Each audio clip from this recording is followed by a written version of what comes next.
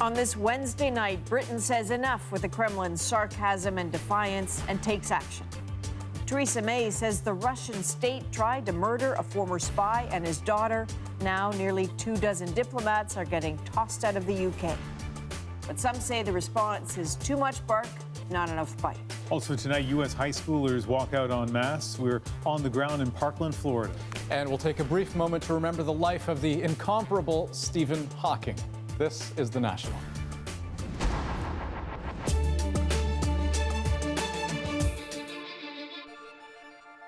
A serious provocation and absolutely unacceptable. Those words could certainly describe London's anger with the Kremlin, but they were actually used today by Russia's ambassador to the UK, aimed at Theresa May's retaliatory action. We believe that the United Kingdom should follow the international law. We are not ready to talk in the way of the ultimatums. Earlier, British Prime Minister Theresa May announced tough retaliatory measures against Moscow after the Kremlin missed that deadline to explain how a Russian-developed nerve gas was used to poison a former Russian spy and his daughter. This represents an unlawful use of force by the Russian state against the United Kingdom. May said 23 Russian diplomats would be expelled, the largest such purge since the Cold War. The measures also include freezing Russian state assets that may pose a security threat and not sending the royals or British MPs to this summer's Soccer World Cup. Theresa May has also vowed to root out Russian criminals and corrupt elites. There is no place for these people or their money in our country. Mr. Speaker, this escalation of tensions between the two countries is rattling some Russians who now call the UK home. As Thomas Daigle tells us, they fear they're all being painted with the same brush. With moneyed neighborhoods like Kensington and Mayfair, London knows how to cater to the super rich. Attracting oligarchs and exiles, this city's so full of Russian money, they call it Londongrad and Moscow-on-Thames. All the better for Yevgeny Chichvarkin and his wine shop, stocking bottles only the wealthy can afford. A change of pace from his previous career as a Moscow cell phone tycoon who spoke out a little too loudly against corruption in Russia and left in a hurry. I'm worried about myself and my family, of course. It's still 10 times safer than in Russia. The attack on Sergei and Yulia Skripal and the fallout has been bad news all around for Russian Londoners. People are starting to say, yes, those guys brought chemical weapons to our territory. And this impacts on the Russians living here because they are associated with this supposedly barbarian policy. Mr. Speaker, as I said, announcing Britain's retaliation today, the Prime Minister aimed carefully. Many Russians have made this country their home, abide by our laws, and make an important contribution to our country, which we must continue to welcome. But to those who seek to do us harm, my message is simple. You are not welcome here. She set her sights most pressingly here on the Russian embassy, the center of what May called an espionage network in the UK. Not every Russian in London's a spy, though some sense they're being cast as the enemy. Oleg Kashin will be home with his son tonight, but he says he's still not made to feel at home here. For you, for everyone, Russians are Russians, and me, I'm a Russian, and I think Theresa May says Russians, and she means me too. Still, he needed to find a new home after this in 2010, getting beat to a pulp in Moscow after criticizing a Putin ally. As much as Britain can stand up to the Russian president, Kashin says it only serves to embolden Putin and his view of the West. And I think today Putin became stronger. Tonight, London police escorted vehicles from the embassy. Whether diplomats or spies, they're on their way out, while this crisis only seems to be growing. Thomas Daigle, CBC News, London. But while Russian expats may not necessarily know how to feel about all of this, the power players in London and Moscow certainly do. As Susan Ormison explains, you can expect both sides to start swinging at each other even harder. As if by design, as Britain tossed Russian diplomats, President Putin sent hugs to Crimeans on a campaign trip. Annexing Crimea still one of the biggest irritants between Russia and the West. Expect in coming days, Moscow will throw out British diplomats in equal numbers as it forecasts freezing relations. The Russian embassy tweeting, "We're not afraid of cold weather." But did May's reaction rattle Russia? No. Wholly inadequate, says Bill Browder, Putin's arch critic. So if Britain really wanted to do something, and they still have the opportunity to do it, they should go out and freeze and seize property in the UK, which amounts to a lot, of the Russian government officials there and Kremlin-connected oligarchs. That would make Putin pay attention. Expulsions traditionally are the way angry countries punish each other, the biggest nearly 50 years ago, when the UK kicked out 90 intelligence officers. Most recently, President Obama ousted 35 Russian diplomats for influencing the U.S. election, but there was no tit for tat. Moscow chose not to antagonize incoming President Trump. Russian relations have sunk since then. This was a highly irresponsible act of terrorism by Vladimir Putin, and 23 is a drop in the bucket. This is a question of the culpability of the Russian state. In this case, the UK has indicated the expulsions are a first step. The response is largely symbolic. It's meant to send a message to a domestic audience to say that despite a lot of questions about May's leadership, she's prepared to act tough. The timing matters for Putin, too, who must calculate Russia's response with one eye on the election Sunday. So, Susan, Theresa May obviously had some options. What else could she have done? Oh, she could have boycotted the World Cup in Russia entirely, making English footballers very unhappy. She could have restricted Russian television, RT, in Britain, but the Kremlin said it would expel journalists in Moscow. Or she could work on this seizure of assets, and that may come. And all this tough talk just kept going at the UN today, right? Yes, the ambassador from the U.S. to the UN, Nikki Haley, had this to say. If the Russian government stopped using chemical weapons to assassinate its enemies, and if Russia cooperated with the Organization for the Prohibition of Chemical Weapons by turning over all information related to this nerve agent, we would stop talking about them. Okay, so that is strikingly harsh from Nikki Haley. Let's see how that lands. But what about the Canadian reaction? Well, Trudeau spoke to Britain today, and Chrystia Freeland's office issued a statement saying that all states should cooperate with the British investigation and said that it was Russia's likely involvement and condemned it for that. Okay, Susan, thanks very much. You're welcome.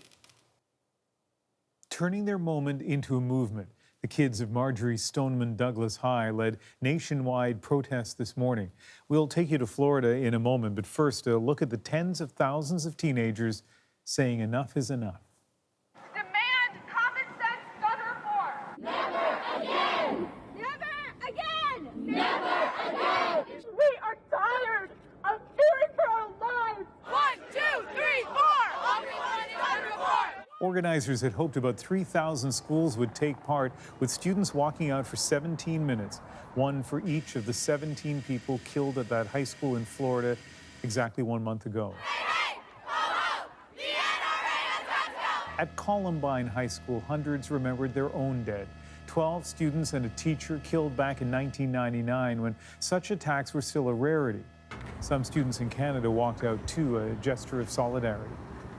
And where this all began in Florida, they remain passionate and determined. I wanted people to know that Stoneman Douglas will be the last school that this happens to. We want it to make a change. We want to be the generation that changes everything. The protest echoing the very words of Marjorie Stoneman Douglas herself. Be a nuisance when it counts. Do your part to inform and stimulate the public to join your action. Be depressed, discouraged, and disappointed at failure and the disheartening effects of ignorance, greed, corruption, and bad politics, but never give up. At the school named after the late environmentalists, they remember the 17 people who won't be coming back, and the lawmakers who the students feel have let them down. Many of the survivors aren't old enough to vote yet, but they promise they will have long memories. As Stephen D'Souza learned, they've vowed not to give up until they see real change. Y si pierdes mis It's always been Diego Pfeiffer's dream to sing with a Broadway star. Monday night, it became a reality. So what do I say to these faces that I used to know? Impressed by their activism, Mandy Gonzalez from the hit musical Hamilton invited students from Marjorie Stoneman Douglas to join her Florida performances. It was a natural fit, given that Pfeiffer and the core group of activists that have emerged since the shooting are theater and drama students. My friends were drama people. I don't mind the spotlight, but we do like the ability to change the world, and I think that's something that everybody wishes for, and right now we have it. They've taken center stage, forcing a renewed debate around gun control from the State House in Florida to the White House. We should work together to make our schools safe for our kids.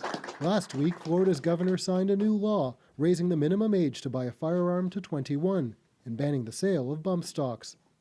A remarkable achievement given the state's history, but the students aren't satisfied. Many don't want teachers armed.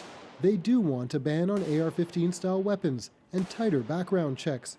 In the aftermath of that terrible tragedy, we're taking very strong action. As you know, bump stocks. Both provisions were missing when Donald Trump announced his new gun control measures earlier this week. Like, we know that this is just something so that you could say that you did something. It's nothing. It's fluff, but first steps. It's a journey. So you have to write this ordinance yourself? I do. Along the way, they're inspiring change at the local level. In the nearby city of Weston, Mayor Daniel Sturmer is trying to ban guns on city property. He's hoping to defy a Florida state law that forbids a municipality from creating its own gun regulations. Sturmer could face a fine and removal from office. They are an inspiration and should be an inspiration to anyone and everyone that cares about this issue. The students are determined that while the flowers and memorials will fade and the media will move on, their activism isn't going away. After today's walkout, the next big event is a march in Washington on the 24th. They're expecting 500,000 people to continue the press for stricter gun control. We're pushing each other. It's a family that we kind of created, a family that runs a movement. A movement, he says, that will take advantage of every stage they have. For a while, I didn't know why I was on this planet. I liked to act and I liked to be an idiot, but I didn't know what any of that was coming to. And I guess I forgot that using my voice is something that I can always do. And I forgot that these people using their voices and us speaking together, we're unlimited. Stephen D'Souza, CBC News, Parkland, Florida. Last month, the day after the shooting, I went to a vigil in Parkland and spoke to some of the students, including Eden Hebron in grade 9, who said she wanted to talk about seeing her best friend, Alyssa Alhadeff, shot and killed in front of her. The shooter shoots through our door, and then next thing I know, my best friend, she's like falls back and she stops, and then she's like screaming, and then like I hear silence, and like all I can think of is like she died. Like, I was curious about Hebron, how Hebron is doing 1 month later, and so I asked her what it's been like going back to the school.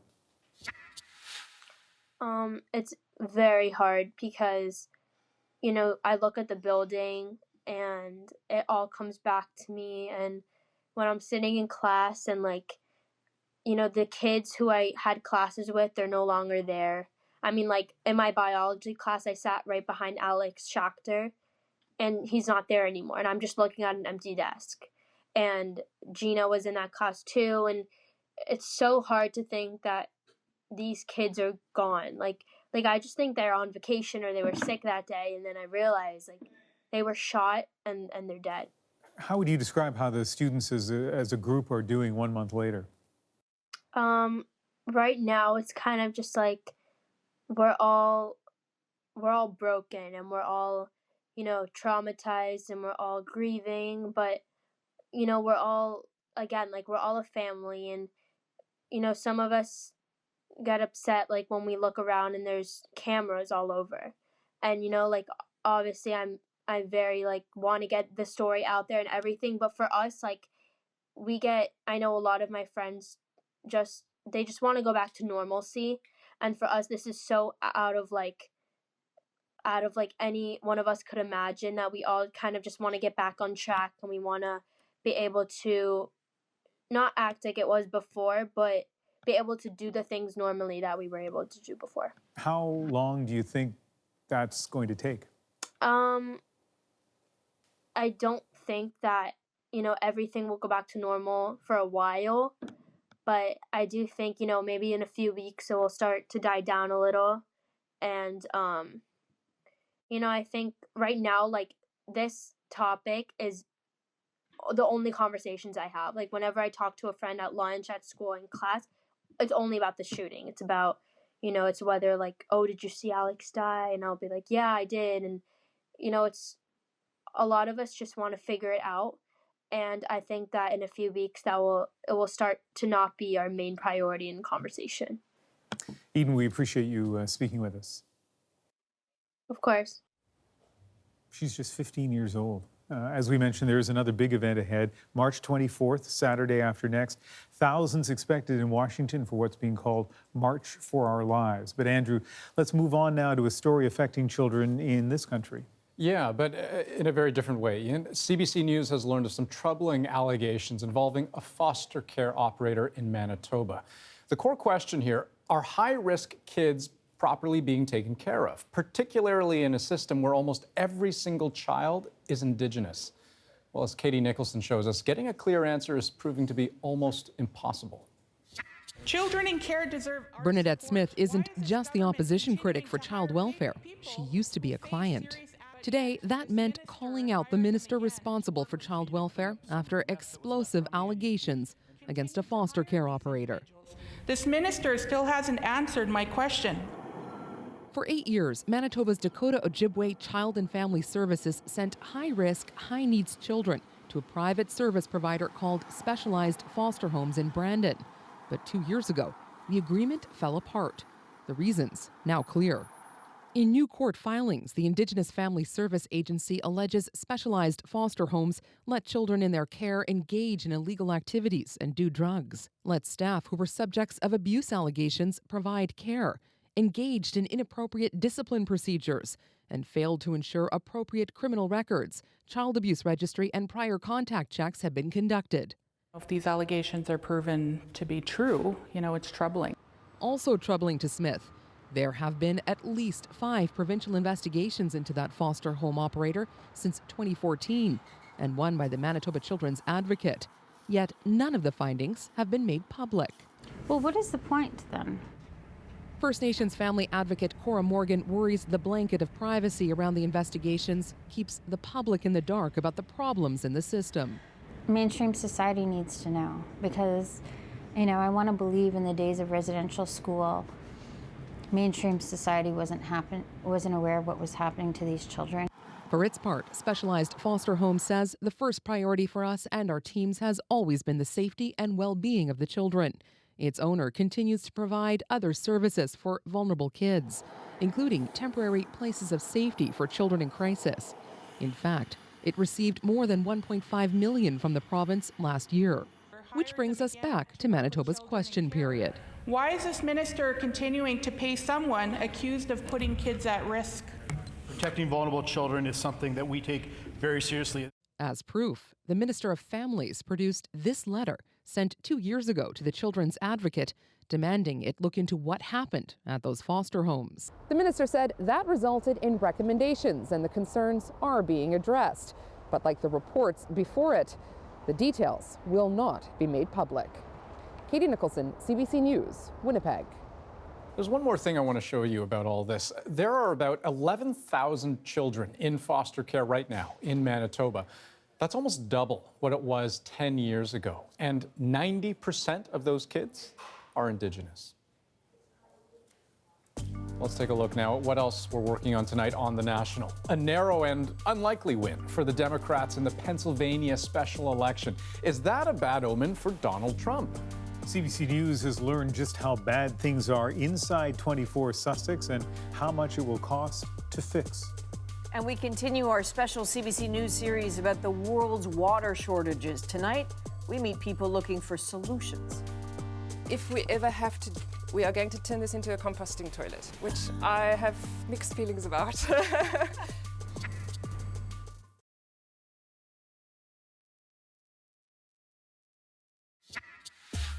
Democrats in the United States are a happy bunch today. They managed a pretty important win in a special election in Pennsylvania for a seat in Congress. But it was a close one. They came out ahead by just 627 votes. That's a fraction of 1% of the vote. Now, the results aren't official yet. A few provisional, military, and overseas ballots still have to be counted, but they won't be enough to change the result. And as Paul Hunter shows us, it's the bigger picture, where the momentum is, that has Republicans really worried. Well, it took a little longer than we thought, but we did it. It's a stunner. Not only did Connor Lamb win a seat in Congress last night for the Democrats, pending any recount, but he did it where 16 months ago, voters turned out in force for Donald Trump and the Republicans. You did it. You did it. Voters, it turns out, now with second thoughts on Trump. I am a Republican. I did vote for Trump, and I didn't see what I wanted to see. I voted for Connor for the honesty and integrity that we needed in District 18. He's a very competent person. Consider that Trump himself rallied alongside the Republican candidate here just last weekend, and that this is a district that so favors Republicans, Pennsylvania courts have ordered the electoral map redrawn for future elections. But, say Republicans now, it's pretty clear to me that, we're running into a very major headwind. Already felt in Alabama, where a scandal-plagued Republican fell to a Democrat last fall, and in a growing list of other states. This is not an aberration. This is a trend. We won state special elections earlier this year, Kentucky and Wisconsin and New Hampshire. We're knocking door to door. And as CBC News saw a few weeks ago, even in staunchly Republican Texas, Democrats are wondering, can they win here too? Yes, we can dream big in this state, and we can actually achieve it. It's not only possible, it is becoming increasingly more likely. But is it really happening? The midterms now loom ever closer. Some call it a Democratic wave. Others label it Trump-grets. Regardless, it's clear voters here are increasingly fed up with the way this country's being run, and that Republicans under Trump are bracing. Paul Hunter, CBC News, Washington. So those midterm elections, Paul mentioned, coming up 8 months from now. So a victory in Pennsylvania is perhaps short-lived. In November, all 435 seats in the House of Representatives go right back up for grabs, as they are every 2 years. And as Paul said, Pennsylvania District 18 won't even exist anymore as is, because the congressional map is being redrawn. And still ahead on The National, artists from around the world pay tribute to Stephen Hawking following word of his death. We'll hear why some of them just had to draw him in our moment of the day.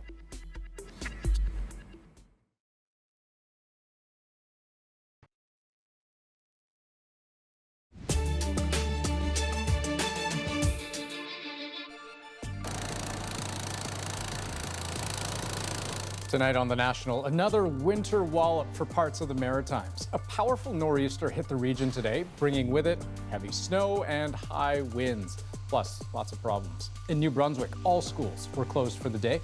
There were also widespread power outages and delays for just about anyone trying to get just about anywhere. Search crews in Montreal scoured riverbanks today near the home of a 10-year-old boy gone missing. Ariel Jeffrey Kouakou hasn't been seen for days now, ever since he left his house on Monday to see a friend. Police are asking anyone with information to come forward. We will do everything within our power to get her back home as soon as we can, and we're not going to rest for a second. We will speak out to as many people as we can. Those are the sons of a Canadian-Iranian professor who died last month in an Iranian prison. They fled the country last week, but their mother was held back, her passport confiscated. So they've gone to the UN in New York to meet with Foreign Affairs Minister Chrystia Freeland to ask for help. They believe the Iranian government is trying to intimidate and silence their family about what happened to their father.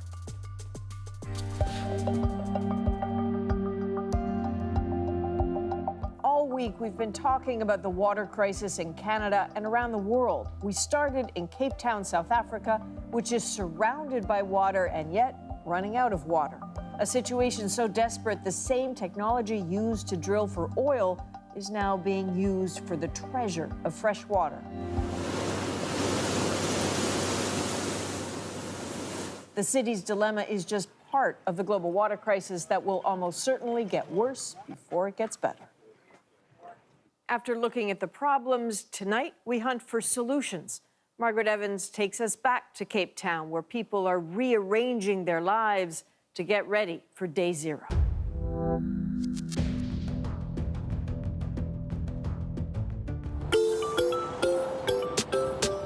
Marina de Gama, once almost entirely rural, now testament to Cape Town's population growth, straining resources in the midst of an unprecedented water shortage.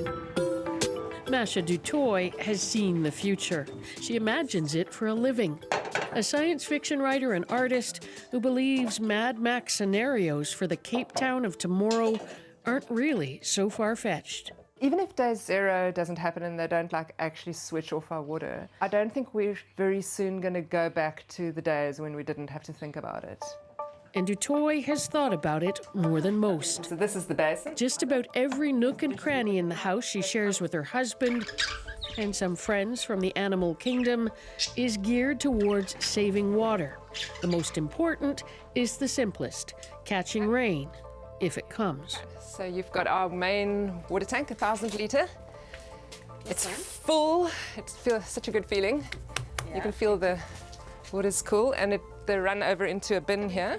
They're called JoJo tanks. The stores that sell them have become Dutoy's mecca. So we've actually got like a little bit extra. The water she collects washes clothes and dishes. And probiotic soap means she can use leftover water on the plants. All succulents, of course. As for showering, Cape Townians have been asked to keep them short. Local pop stars have even helped out by coming up with 2-minute shower songs to help people keep track of the time. I told everybody, Cape Town started the rap. You need to double check first that you turned off the tap. Yeah. So you stand in that and it catches all the water that drains off you. Dutoy has given up showers, bathing out of a bucket, and she's cropped her hair to make washing it easier. It hasn't been the hardest thing she imagined. I would have thought like not being able to have a big long bath or wash your hair and all of that, but it's watching your plants die. That's the tough thing. Not many of Dutoy's neighbors seem to be making the same effort, and she admits some of them think she's over the top. I'm not sure whether people are just not aware or whether I'm super obsessed or what. Part of it, she says, is about keeping panic at bay. Being prepared helps her feel more in control. Scientists will tell you Dutoy is not the one out of step, that Cape Town has indeed become a city of the future, and that future is dry. We'll have a shorter interval between the droughts, and we'll have less rainfall. That's what we've got to now plan for. Expert Kevin Winter says that might mean rethinking sanitation. A single flush uses up to 5 days of potable water, and some here are advocating dry sanitation. It's taken off slowly, but it's part of an interesting debate that if we're going to be moving into a more climate-proofed city, then maybe that's the area that we should be starting to consider. Extra backup water? Masha Dutoy is way ahead as usual. One of her recycling bins reserved for just such an eventuality. If we ever have to, we are going to turn this into a composting toilet, which I have mixed feelings about. But, you know, if you have to, what can you do? We just don't know what's going to happen. Nobody does. And Cape Town is now engaged in a race for alternatives to relying on rain-fed reservoirs.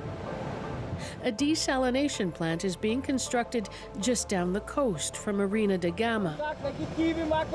One of 3 being built. Cape Town is facing a brave new world. Being able to imagine it is the first step. Margaret Evans, CBC News, Cape Town. Yes, Cape Town on the southern tip of Africa is the extreme example of a water crisis. But the planet is peppered with places enduring real water stress, all of them afraid of turning into the next Cape Town. So our question is, who's getting it right? Well, let's look at solutions coming from a place with its own problem. Right here is the city-state of Singapore, population around 5.5 million. It's technically an island, but its fresh water has traditionally come almost exclusively from a reservoir in Malaysia, way up here. Between drought and the politics of a mercurial neighbor, which uses control of that reservoir as leverage, Singapore has had to get smarter to survive. From the moment it was established back in 1959, Singapore knew it had a problem, had to start rationing water. Its rivers were too filthy to be useful. Cleaning them up was smart, but not enough. So it's had to turn to technology and to a shift in thinking. That is what Singapore does differently, that it has made water a topic of conversation of people. Singaporeans have been taught for decades that water has value and wasting it isn't acceptable. There's now daily monitoring of usage and apps to warn when it gets too high. You too can save water at home by installing thimbles in taps and shower heads. There are gadgets galore and a complex pricing system. On average, Singaporeans use 143 litres per person per day. Keep in mind, a Canadian uses 250 litres per person per day. In July, the cost is going up. Singaporeans will pay roughly $50 a month per household on usage alone. On top of that, they'll pay a water conservation tax, a tax on the number of toilets they have, and a tax to pay to clean the used water. That last part may sound strange, but think of it this way. Singapore considers its water rented to its citizens. Every single drop that goes down any drain is reused. When the water goes down the drain, it goes to treatment plants. 100% of it is treated to very high water quality, and then it is distributed to all the users. Same quality, same amount. That's a big difference in Singapore compared to many developed and developing cities in the world. The official term for that treated old water is new water. And the plan is for new water to meet 55% of Singapore's demand by 2060. There's a huge investment to make that happen. A deep tunnel sewage system 60 meters below ground, 8,000 kilometers of drains feeding into reservoirs to try to collect all the rainwater. It also invested in desalination plants, but they're proving too expensive and too energy intensive. So there's a bold new plan. Invent a membrane that copies what happens in nature. What Singapore is working on already for years is on developing membranes so they can treat water using less energy and water that has different levels of salinity. Singapore has gone from a place of need to one positioning itself as the Silicon Valley of water. It's exporting its technology, drawing investment.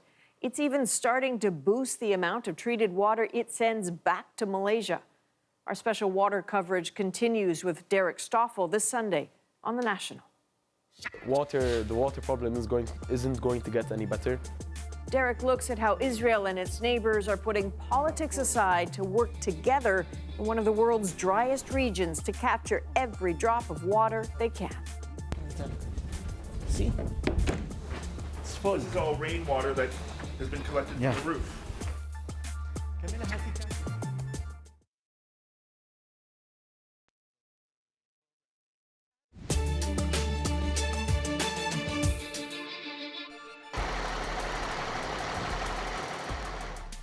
Tonight on The National, police have a man in custody after making a grisly discovery at a home in Ajax, Ontario, east of Toronto. They found a 13-year-old girl badly hurt and two bodies, a teenage boy and their 39-year-old mother. Then later, the 13-year-old died in hospital. Police are calling it a homicide investigation. They believe the man they have in custody and the mother found dead were in a romantic relationship.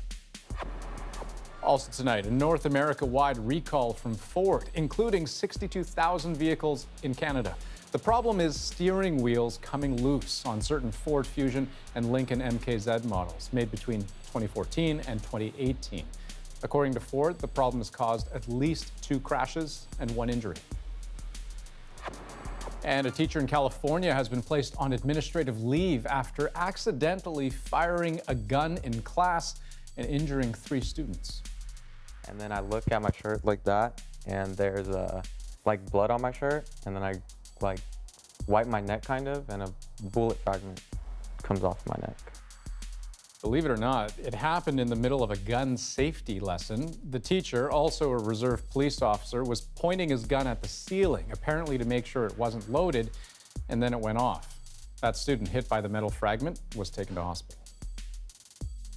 Here at home, the federal NDP leader faced some tough questions today. Video has surfaced of Jagmeet Singh at a Sikh independence rally 3 years ago in San Francisco. But he says that appearance doesn't mean that he supports separatism or extremism. The CBC's David Cochran explains. The chants make it clear what this was all about. A call for an independent Sikh state known as Khalistan. Signs called it a sovereignty rally. A poster calling the leader of a violent Sikh extremist group a saint dominated the stage where Jagmeet Singh gave his speech. We were targeted. If you're targeted because the way you look, your appearance, your beliefs. Singh's speech didn't mention Khalistan. It focused on the cycle of violence sparked by the 1984 crackdown on Sikh extremists by the Indian military. Soldiers killed hundreds of our militants who had occupied the Golden Temple of Amritsar. In retaliation, Sikh bodyguards assassinated Indian Prime Minister Indira Gandhi, which was swiftly followed by anti-Sikh riots that led to the deaths of thousands. We were being targeted, our people were being massacred, we were facing a genocide. Behind Singh was that poster of Jarnail Singh Bhindranwale, the leader of that Sikh extremist group that occupied the Golden Temple and also massacred hundreds.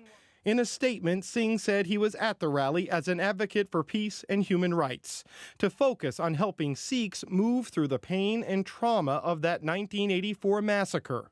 He did condemn all acts of terrorism, but he did not specifically denounce the extremists on the poster being commemorated as a saint. It's not the first time Singh has parsed his criticism of Sikh extremism. The violence that was perpetrated against innocent Canadian lives is something we all denounce. Singh has condemned the Air India bombing, the worst mass murder in Canadian history. But he's refused to condemn Talvinder Parmar, the acknowledged mastermind of the attack. I don't know who was responsible, but I think we need to find out who's truly responsible. Concerns that Canada is soft on Sikh extremism dogged the Prime Minister on his recent trip to India. It's now an issue for the NDP to manage too. David Cochran, CBC News, Ottawa. Tonight is the Prime Minister's official residence that is once again making some headlines of its own. CBC News has learned 24 Sussex is in such bad shape, the estimated cost to fix it has more than doubled in the last decade. As Catherine Cullen reports, that's in part because of what is hiding between the ceilings and walls. It's gone from fit for the Queen and global superpowers to a drafty house that's the butt of jokes. Nice hairdryer.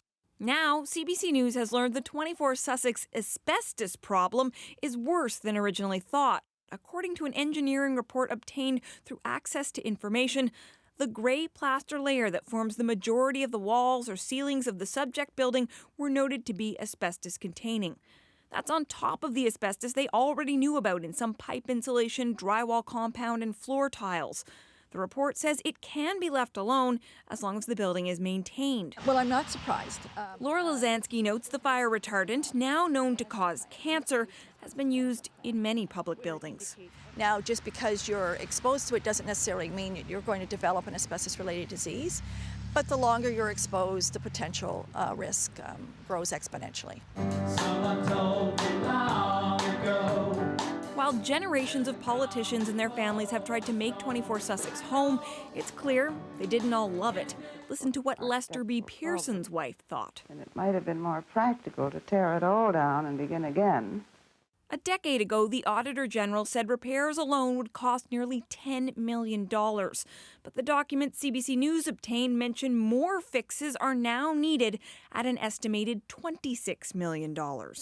As Prime Minister, Justin Trudeau refused to move in, and earlier this year, he acknowledged to CBC News the politics of fixing up the place. No Prime Minister ever wanted to spend a penny of taxpayer dollars on upkeeping that house, so I'm fairly resigned to not living in that house for the entire term. He says he wants a Crown corporation to make the politically tricky decisions about the future of 24 Sussex. In the meantime, the home he grew up in sits idle. Catherine Cullen, CBC News, Ottawa. Still ahead on The National, remembering Stephen Hawking. We take you to the only building in the world to bear his name in Waterloo, Ontario. More than leaving a void, he leaves an inspiration, and that will stay around for centuries.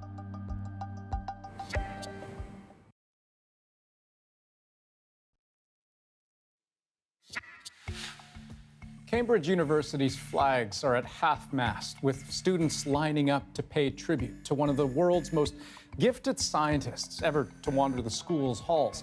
Stephen Hawking died in the small hours of this morning. His mark on science was impressive, his mark on culture indelible. Hawking was perhaps the only modern-day physicist with global name recognition, a scientific superstar. I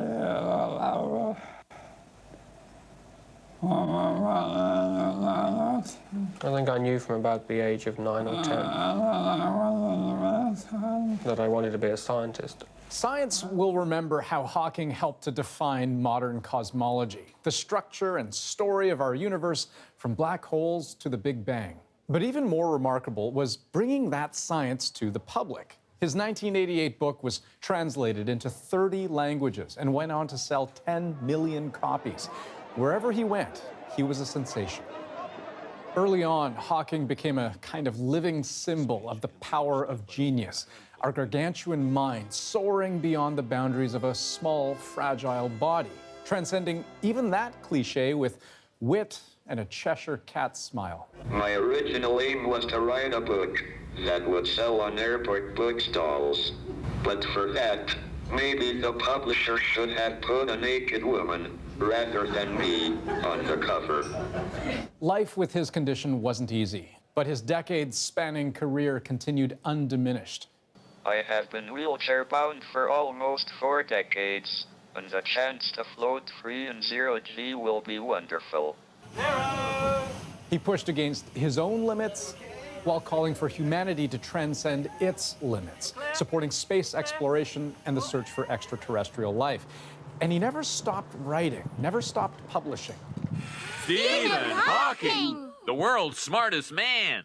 And performing as a pop culture Poindexter god. Professor Hawking, it's an honor and a privilege to meet you, sir. I know. When he was diagnosed with ALS, doctors said he wouldn't live past 25. Hawking died peacefully at home at the age of 76. Among his many memorable words, it would not be much of a universe if it wasn't home to the people you love. Hawking generally didn't want people to name things after him, but he made an exception for one building, and it happens to be in Canada. Ron Charles went there today to find out more about that special relationship.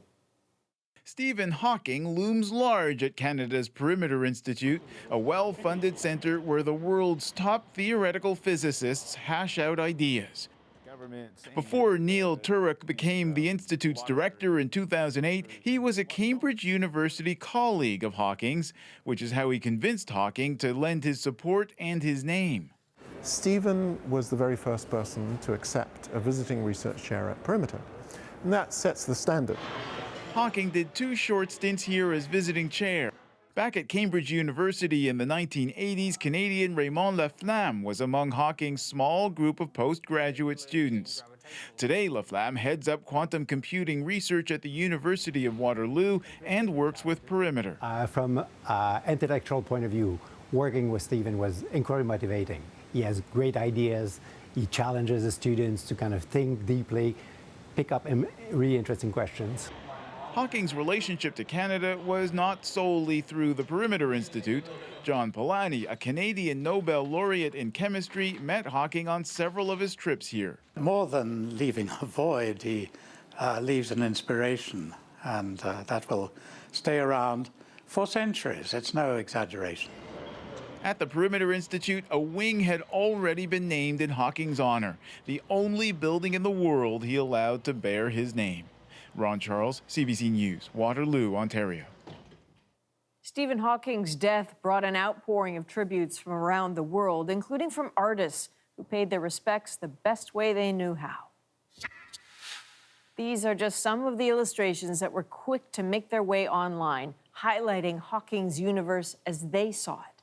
We caught up with two artists and asked them how Hawking influenced their life and work. And this is our moment of the day. It's not about his physicality, it's about his personality, his mind, his way of thinking. Stephen Hawking was a huge inspiration for me and my childhood hero.